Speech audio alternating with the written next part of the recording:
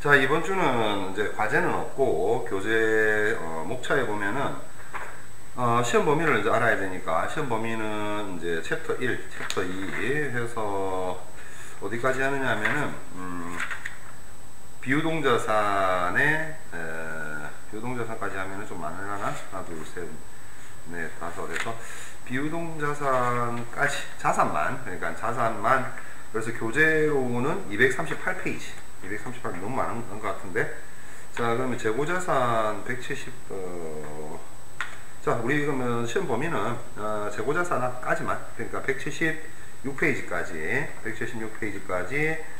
시험 범위로 하는 걸로 하고, 나중에 이제 비유동자산부터는 기말고사, 그러니까 교재로는 시험 범위는 176페이지까지 재고자산까지 하고, 그 다음에 재고자산에서 우리가 시험 문제는 다 객관식으로 해서 여러분들 교재에 있는 객관식 문제를 낼 테니까 뭐 그렇게 하도록 하고, 이번 주에는 이제 과제 없고 시험 범위는 재고자산까지다, 이렇게 명심해 두고 그래서 앞에 그 챕터 1부터 해서 재고자산까지의 리뷰를 한번 해 본다는 거 생각하면 될 것 같아요. 자, 일단 뭐 이거는 기본적인 내용인데 회계의 성격과 개념적 틀이다 해서 회계란 뭐냐 하는 거죠. 그래서 일정한 경제주체의 경제적 사건을 체계적으로 인식하고, 그 다음에 측정, 화폐 가치로 측정을 해야 되겠죠. 그 다음에 분류, 요약해서 그 결과를 해석 보고하는 일련의 과정이다, 이렇게 설명을 했습니다. 자, 기업의 언어다. 회계라는 것은 우리가 뭐 여러분들이 영어, 뭐 중국어, 독일어 이런 거 배우지만 회계라는 것 자체는 기업의 언어이면서 다양한 이해관계자들, 어떤 이해관계자들이 있다? 뭐 소비자도 있을 수 있고 정부도 있을 수도 있고 주주도 있을 수도 있다. 그래서 다양한 이해관계자들의 의사결정에 유용한 정보를 제공하는 것이다. 자, 그 다음에 회계의 기능은 어떤 기능이 있느냐. 자, 일단은 뭐 회계 정보 시스템 이야기가 이렇게 등장하는데, 자, 일단 인식하고 측정하는 기능도 있고, 그 다음에 기록하고 처리하는 기능도 있고, 그 다음에 해석 보고 과정에 있어서 해석과 보고를 하는 과정에 있어서 전달하는 기능도 갖추고 있더라. 그래서 이제 이거를 뭐 우리가 회계 정보 시스템이라고 한다 하는 거죠. 자, 그 다음에 세 번째는 회계의 목적입니다. 정보 이용자가 경제적 의사결정을 하는데 유용한 정보를 제공하는 것이 회계의 목적이다. 자, 앞에서 우리가 다양한 이해관계자라는 표현을 썼는데, 자, 정보 이용자는 어떤 정보 이용자가 있느냐 하니까 투자자도 있고 채권자, 돈 빌려준 사람들이죠. 그 다음에 정부, 과세당국이 있을 수 있고, 그 다음에 경영자도 있을 수 있고, 종업원, 뭐 기타 등등 해서 다양한 이해관계자 또는 정보 이용자들이 있을 수 있다 하는 겁니다. 자, 그 다음에 다섯 번째, 재무회계의 사회적 기능이다. 자, 기본적인 것은 자원의 효율적 배분이다. 그래서 회계 정보를 이용해서 한정된 자원의 효율적 배분이다 하는 것이고, 두 번째는 투자 및 신용의사결정에 유용한 정보를 제공하는 것. 세 번째는 미래 현금 흐름 및 신용의사결정에 유용한 정보를 제공하는 것. 그 다음에 수탁책임. 이제 위수탁 관계에 있어서 수탁책임이라는 것은 결국에 이제 경영자 입장에서는 뭐 맡아서 주인이 맡겨놓은 거죠. 그래서 그 경영자의 어떤 책임의 보고, 이런 측면에서 재무회계가 이런 사회적 기능을 가지고 있다, 이렇게 알아두시면 되겠죠. 자, 우리가 보통은 이제 그 회계를 분류할 때는 재무회계하고 관리회계 이렇게 분류를 한다고 이야기를 했었고, 보통은 이제 세무회계 같은 경우에 있어서, 물론 이제 이 회계학 전체 과목에 있어 가지고는 보면 재무회계, 관리회계, 뭐 세무회계도 있고 회계감사, 뭐 그 다음에 아까 잠깐 봤었던 회계정보 시스템 뭐 이런 거 등등이 있는데, 실질적으로는 우리가 회계 내에서는 재무회계하고 관리회계하고 구분하는 게 일반적이죠. 보통은 이제 세무회계 같은 경우에는 뭐 세법에서 나오는 어떤 세무 처리 과정 이런 것들을 우리가 세무회계라 하고, 회계감사, 이제 이건 뭐 회계사 이제 외부 감사 받는 그런 것들을 이야기하는 거죠. 자, 그러면 이제 이 재무회계하고 관리회계 이제 들어가 있는 거 보면 여러분들이 이제 배우는 회계원리라든지, 그 다음에 중급 회계 내지는 고급 회계, 그 다음 회계 이론 이런 것들이 재무회계에 속하는 것이고, 관리회계는 사실은 엄격하게 따져보면 원가 회계하고 관리회계 이렇게 구분이 되는데, 원가 회계 같은 경우는 정확한 제품의 원가를 계산하기 위한 것이면서, 관리회계의 경우에는 어떤 경영자 내지는 관리자가 정확한 제품의 원가를 가지고 어떤 의사결정을 내릴 때 원가 계산을 한다. 그래서 원가 회계는 사실상 재무에게도 영향을 미치고 관리에게도 영향을 미친다 는 얘기입니다. 자, 회계정보 시스템 이제 나오는데, 자, 재무회계, 세무회계, 관리회계, 그 다음에 회계감사, 이런 것들이 어떤 컴퓨터라는 장치를 통해서 전산회계화된 이런 부분들, 회계가 전산화됐다는 얘기죠. 그래서 회계가 전산화된 이러한 부분들을 우리가 회계정보 시스템이라고 이야기를 한다는 겁니다. 회계의 순환에 있어가지고는 최초로 거래를 식별해야 되겠죠. 어떤 거래인지. 그리고 금액으로 확정을 지어야 됩니다. 자, 그러면 기준 거래를 이제 이런 식으로 거래를 식별하고 측정하고, 그 다음 분계를 하는 거죠. 분계장, 보조기 입장 뭐 이런 데다가 분계를 하고 전표 입력을 하게 됩니다. 자, 그 다음에 전기, 원장과 보조 원장에 전기를 하죠. 그 다음에 그러면 이제 이런 식으로 이제 분계가 다 이루어지게 되면 시산표가 나온다는 거죠. 이때의 시산표라는 것은 결산 정리분계를 이행하지 않은 수정 전 시산표가 된다는 겁니다. 자, 결국에 그 결산 정리분계라는 것을 우리가 다른 표현으로 수정분계라고 하는데, 이러한 수정분계 절차까지 종료되고 나면 수정 후 시산표가 나온다는 거죠. 자, 물론 뭐 정산표라는 것도 있긴 합니다만 이것은 선택적이기 때문에 뭐 굳이 할 수도 있고 안 할 수도 있다. 자, 그렇게 되면 이 수정 후 시산표를 가지고 재무제표가 작성되어지는 것이며, 결국에 마감 분계를 통해서 손익계정을 정리를 해주고 2월 시산표, 이것도 선택적이다. 자, 그 다음에 뭐 역분계도 선택적이고 차기로 넘어간다.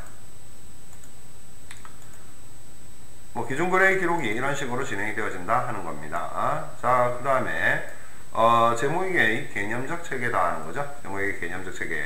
자, 일단 회계의 목적, 의사결정에 유용한 정보를 제공한다. 그래서 의사결정의 유용성을 이야기하고 있는 것이고, 회계공준이라는 것은 논의 이전의 자명한 명제, 환경적 가정, 이런 것들이 회계공준에 속합니다. 자, 질적 속성은 회계정보가 갖추어야 할 정보의 특성이다 하는 것이고, 재무제표 요소, 자, 재무제표 요소라는 것은 뭐 자산이라든지 부채라든지 자본, 자, 여기까지가 재무 상태표에 들어가는 것들을 의미하는 것이고, 그 다음에 수익, 비용, 순이익 이런 것들이 등장을 하죠. 자, 회계 기준은 일반적으로 인정된 회계 원칙입니다. 자, 이런 식으로 뭐 갭이라고 이야기를 하죠. 회계 정보의 이제 질적 속성을 볼 건데, 자, 이게 이제 통째로 이제 올라오고 있죠. 자, 일단 의사결정의 유용성 밑에 이해 가능성이 바탕이 돼야 되는데, 자, 신뢰성과 목적적 합성으로 질적 속성을 크게 두 가지로 구분할 수가 있습니다. 자, 그러면 이 신뢰성에 있어가지고는 하부 속성은 객관성 이렇게 되어 있는데, 보통은 이제 검증 가능성이라는 표현을 많이 쓰고, 그 다음에 중립성, 모사적 진실성, 뭐 이렇게 이제 이런 것들이 신뢰성의 하부 속성이라고 이해를 해주시면 될 것 같고, 그 다음에 목적적 합성에서 보게 되면 하부 속성은 적시성이나 예측 가치, 피드백 가치 이런 것들이 들어가 있습니다. 물론 이제 우리가 이해 가능성, 비교 가능성 이런 부분도 봐야 되겠죠. 자, 여기서 이제 우리가 보니까 1차적 질적, 신뢰성과 목적적 합성을 뭐라고 표현하고 있다? 1차적 질적 속성이라고 표현하고 있고, 2차적 질적 속성은 비교 가능성이 되겠네요. 인식의 출발 어디다? 자, 중요성에 따라서 되고, 전반적인 제약 조건은 뭐냐? 우리가 이제 회계 처리를 함으로 인해서 효익, 이제 이러한 질적 속성과 관련해서 효익이 비용보다 크게 되면 하는 것이지만 반대가 되면 안 되겠죠. 뭐 저기 이용자 제약 조건이 또 추가적으로 등장한다, 그죠? 그래서 이제 결국에 효익이 비용보다 커야 된다.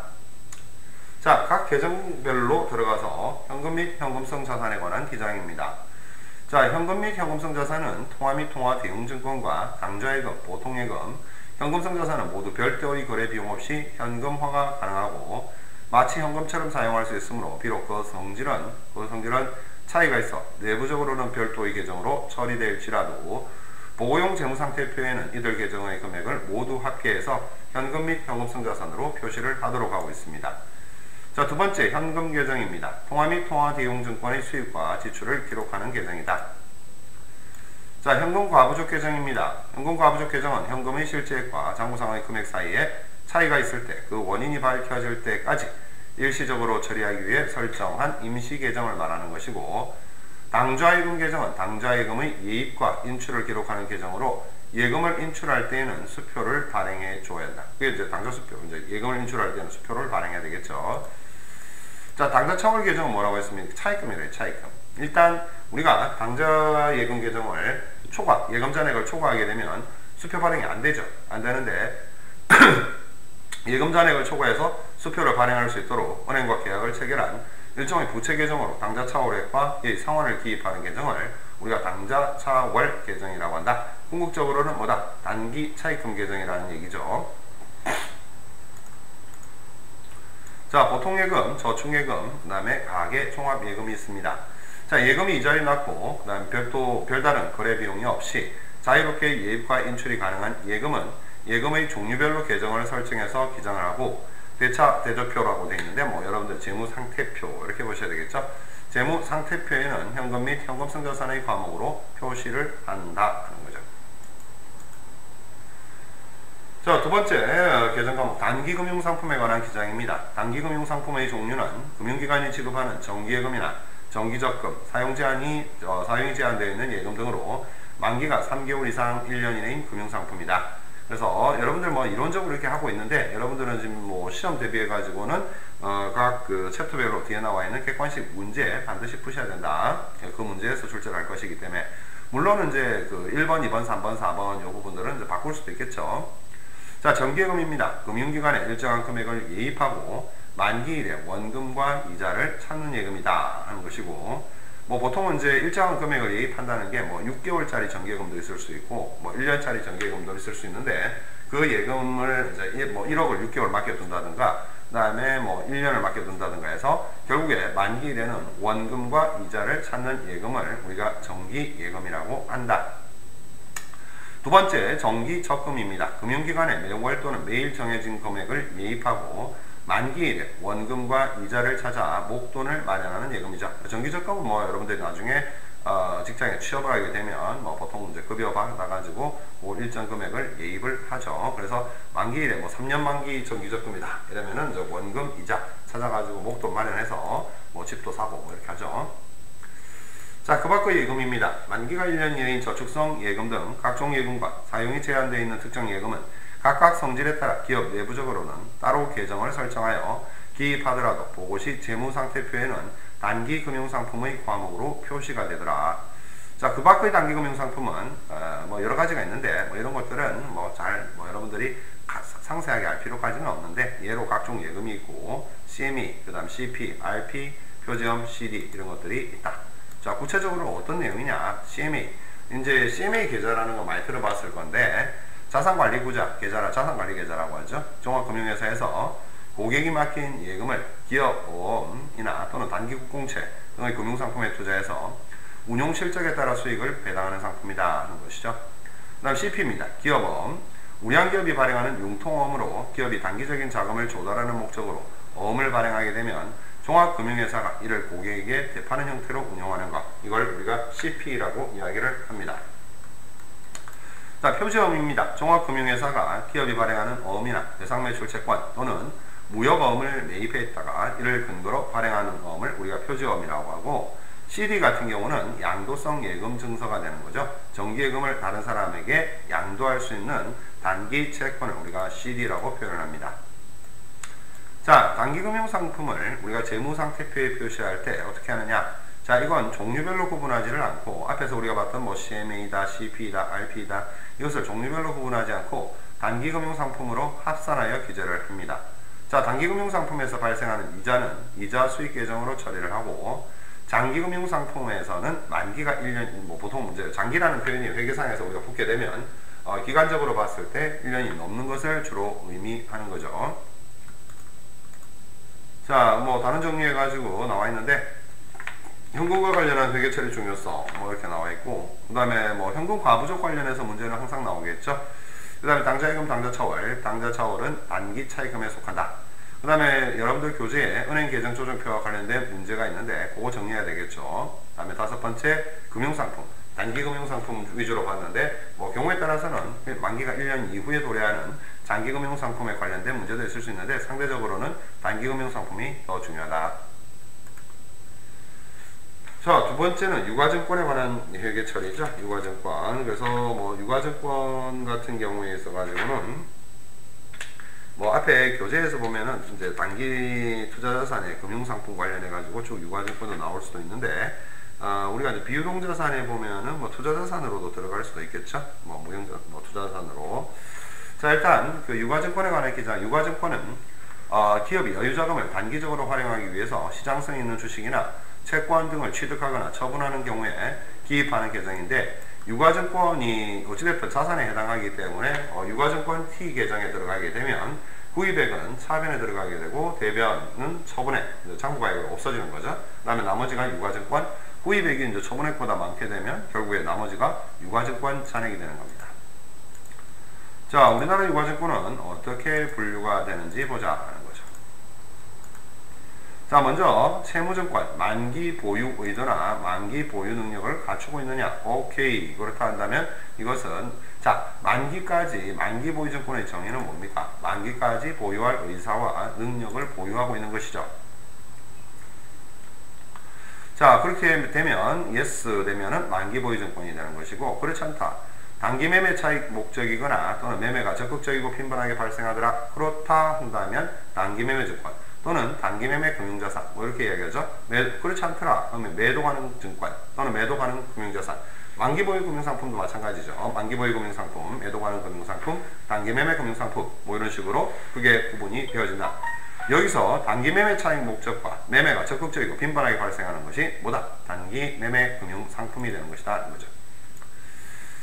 자, 유가증권의 소유로 인한 수익 처리입니다. 채권에 대한 이자를 수취한 경우에는 이자 수익 계정에 기입을 하게 되는 것이고, 그 다음에 주식에 대한 배당금을 수취한 경우에는 배당금 수익 계정에 기입을 하도록 하고 있습니다. 그래서 채권에 대한 이자이냐 주식에 대한 배당금이냐에 따라서 좀 달라지죠. 그래서 채권이면 이자 수익, 그 다음에 채권이니까 우리가 뭡니까? 어떤 채권 채무 관계에서 발생하는 것은 이자 수익이 되겠고, 그 다음 주식에 대한 배당금을 수취했다. 배당금 수익 계정에 기입을 하면 되겠죠.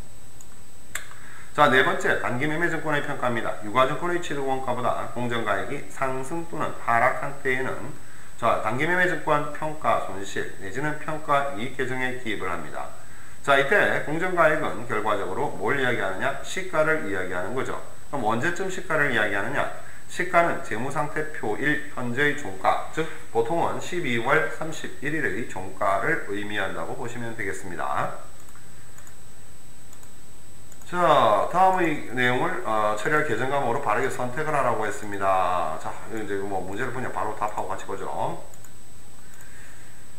자, 일단은 뭐 타인 발행의 당좌수표, 그 다음에 대한은행 발행 자의합수표, 뭐로 분류하면 되겠습니까?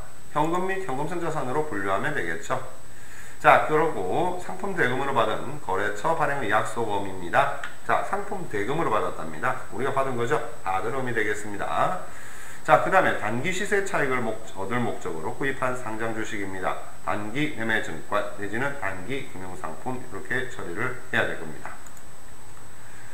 자, 우리가 이제 단기 매매 증권으로 분류가 됐을 때는, 자, 여기 보니까 1월 1일 날 100만원의 단기 매매 증권을 현금을 지급하고 처리를 한 거죠. 자, 주 남장은 2010년 1월 1일에 주 모나미의 주식 100주를 공정가액인 100만원에 취득해서 2010년 12월 31일 현재 계속 보유 중이며, 현재 공정가액이 120만원입니다. 자, 이게 이제 단기 매매 금융상품으로 분류되는 경우 또는 매도 가능 금융상품으로 분류되는 경우에 따라서 회계 처리가 어떻게 달라지느냐 하는 거죠.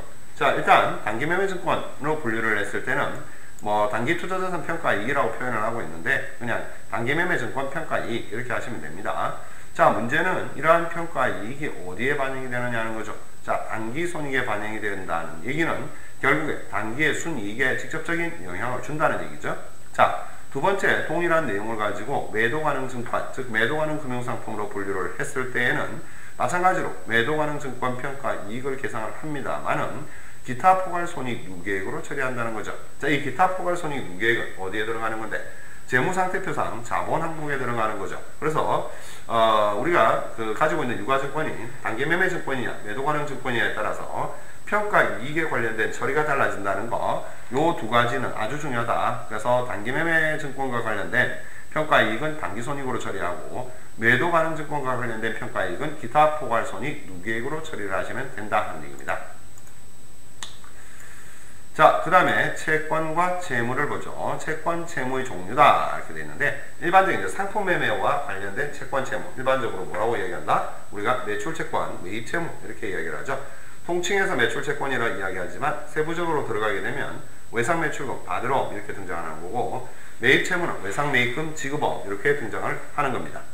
두 번째는 외상거래 이외의 거래에서 발생하는 채권, 채무 이렇게 되어 있는데 기타 채권, 뭐 보통 외상거래 이외, 그러니까 일반적인 우리가 상거래와 관련되지 않은 것들이죠. 어떤 거 있다? 단기대여금이나 뭐 미수금, 선거금, 가지급금 뭐 이런 것들이 있을 수가 있고 기타 채무에 있어 가지고는 단기 차익금, 미지급금, 선수금, 가수금, 예수금 뭐 이런 것들이 있을 수가 있죠. 자, 두 번째, 외상 매출금과 외상 매입금 계정입니다. 자, 일단 임명 계정, 외상 채권과 채무를 거래처의 이름을 계정 과목으로 해서 처리하는 방법이 있습니다. 그러니까 이게 이제 T 계정의 주인이 이제 거래처 이름이 된다는 얘기죠. 자, 거래처, 이 거래처에 대한 채권이 발생했다, 차변에 들어가는 것이고, 채권이 소멸했다, 대변에 들어가는 거겠죠. 또 경우에 따라서 우리가 이 거래처가 매입처다 그런다면은 발생을 하게 되면 채무 발생이 대변에 나타나야 되고 반대로 채무 소멸은 차변에 나타나야 되겠습니다. 자, 결과적으로 차변 잔액이 발생한다는 얘기는 채권이 발생하고 소멸액 요것만 본다면은 채권 발생액이 소멸액보다 많다는 얘기죠. 자, 그러면 차변 잔액은 외상 매출금을 이야기하는 것이고 반대로 채무 발생액이 대변인데 채무 소멸액이 차변이죠. 자, 그러면 대변 잔액 즉 채무 발생액이 채무 소멸액보다 클 경우에는 외상 매입금이 이제 남았다 하는 얘기가 되겠죠. 뭐 회계 처리는 어떻게 됩니까? 외상 매입을 했을 때 매입 얼마, 상대방 계정, 회사 이름을 쓰는 거죠. 그 다음에 외상 매출을 했을 때 마찬가지 매출은 대변의 수익 계정으로 기록을 합니다만은 그 상대방 계정, 차변에서는 상대방 거래처를 정리를 해준다 하는 얘기입니다. 통제 계정입니다. 자, 외상 매출 거래는 모두 외상 매출금 계정에 기입하고 외상 매입 거래는 모두 외상 매입금 계정에 기입하는 방법. 이걸 우리가 이제 통제 계정을 사용한다 이런 표현을 쓰고 그 다음에 세 번째 외상 거래와 보조부 기입입니다. 만일에 이러한 통제 계정을 사용하는 경우에 있어서는 외상 거래처별 외상 거래의 내용을 기입하기 위하여 매출처 원장과 매입처 원장이라는 보조부를 사용해서 각 매출처와 매입처와 관련된 외상 매출금, 매입금을 거래처별로 관리할 수 있는 보조장부가 필요하다 하는 얘기입니다. 요즘엔 뭐 다 대부분 다 신용카드에 의해서 판매하는 경우도 많다 보니까 신용카드에 의한 판매의 경우에 있어서는 바로 판매일에 입금되는 경우 이런 경우는 잘 없긴 한데 그런 경우에는 뭐 결과적으로 현금 매출과 별반 차이가 없죠. 근데 판매일로부터 일정 기일 후에 입금이 되는 경우에는 이건 외상 매출로 처리를 한다. 자, 이때 발생할 수 있는 게 카드회사의 수수료가 발생을 하는데 이때의 카드회사 수수료는 판매비와 관리비다 하는 얘기입니다. 자, 어음거래의 채권과 채무입니다. 받으러음 계정, 이것은 채권의 발생과 소멸을 기입하는 계정이고 어음에 대한 채권, 지급어음은 어음에 대한 채무의 발생과 소멸을 기입하는 계정입니다. 자, 밑에 이제 회계 처리가 약속어음이냐 환어음이냐 뭐 이렇게 나와 있는데 자, 약속어음을 발행했습니다. 발행했다는 것은 우리가 나중에 상환하겠다는 얘기죠. 보통 이제 차변에 매입을 잡고 대변에 지급어음, 이거 뭐 간단하죠. 약속어음을 수취를 했습니다. 상대방이 발행한 약속어음을 받았으니까 받으러음이 되는 것이고 우리는 매출대금으로 받았겠죠. 대변에 매출이 되는 겁니다. 자, 환어음을 발행했습니다. 환어음의 경우에 있어서는 발행했을 때, 그 다음에 환어음을 수취를 했을 때, 자, 발행을 했을 때, 수취를 했을 때, 인수했을 때 이렇게 나와 있는데 뭐 요거까지는 여러분들 복잡하니까 몰라도 되겠다. 자, 그 다음에 어음의 배서입니다. 뭐 상대적으로 이 배서 같은 경우도 크게 중요하지는 않습니다. 자, 대금 추심인 배서라고 되어 있는데 금융기관 등에 어음 대금을 회수할 목적으로 배서하는 것으로 어음 채권은 소멸되지 않습니다. 따라서 수수료에 대한 회계 처리만 하고 어음 대금의 입금이 됐다. 어음 대금 입금이 됐다 한다면 어음 채권을 소멸을 시킵니다. 그래서 추심 위임 수수료를 지급했다 이러면은 처음에는 이제 비용이 발생하겠죠. 연금 나갔을 거고 어음 추심이 됐다고 통지가 왔습니다. 더 이상 어음 보유하고 있을 필요가 없으니까 받으러음 제거하고 그 금액이 어떻게 됐다? 추심이 됐으니까 당좌예금 계좌에 입금이 됐겠죠. 다음에 어음의 배서양도 있는데 1법 차익거래 외상 매입금을 지급하거나 상품 매입대금으로 소유하고 있던 어음을 타인에게 양도한 경우 배서 양도한 어음대금이 만기일에 결제가 될 때까지는 어음상의 채권 채무관계가 실질적으로 완전하게 이전된 것이 아니므로 매출 채권을 담보로 제공하고 일시적으로 자금을 차입한 것으로 보아서 단기 차입금 계정 대변에 기입해 두었다가 만기일에 결제가 이루어지면 단기 차입금을 차변에 대차에 소멸시키고 받으러음 계정에서 차감한다. 그래서 매입 잡고 단기 차입금 잡았다가 단기 차입금에서 다시 없애면서 받으러음을 대변으로 날리면 된다 하는 거죠. 자, 매각가로 외상 매입금 지급하거나 상품 매입 대금으로 소유하고 있던 어음을 타인에게 양도하는 경우 배서 양도와 함께 채권 채무 관계가 실질적으로 매각했으니까 완전하게 이전된 것으로 보고 받으러 온 계정에서 직접 차감하는 방법이다 하는 거죠. 그래서 만기일 결제 통보 시에 이미 뭐 매각 거래는 넘어가 버리니까 회계 처리 자체를 보니까 만기일에 또는 결제 통보 시에 이때는 회계 처리가 별도로 없고 상품 매입 배서 양도 시에 바로 받으러 오면서 직접 차감하는 방법으로 처리를 하면 된다 하는 얘기입니다. 자, 첫 시간은 여기까지 하고 다음 시간 이어서 배서 양도 다음부터 볼게요.